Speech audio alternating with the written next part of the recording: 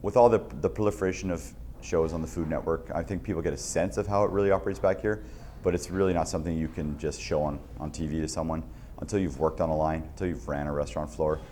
It's really hard to explain that to someone.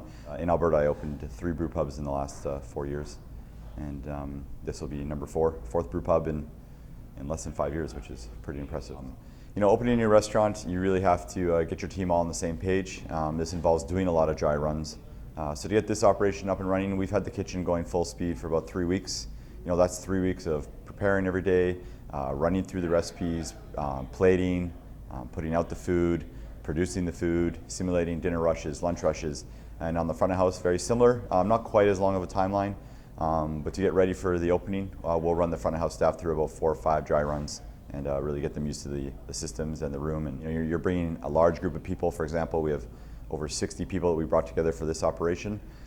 60 all new people who don't know each other, new personalities, you know, new relationships to form. So the biggest thing that most people wouldn't know is just how much teamwork and how much effort goes behind actually assembling your team ahead of opening the restaurant. It's been just under a year from the groundbreaking. Well, it's an existing building, but just under a year for the demo and building of the project. So in my experience, that's it's about standard. That's about how long it takes. And hospitality, you know, it's so easy to make networks within hospitality. It's just such an arms open kind of industry where, you know, people get wind of a project like this, and you know, people are coming to you to see what they can do for you. So, you know, having the two concurrent, a brewery and a restaurant, I think is actually, it's more of a benefit than anything. You're able to really showcase your product to the guests because they're looking right at it in between the two. Operational wise, it just means you need a little more communication between your departments. You know, basically you're running a restaurant property with a manufacturing plant on the same site.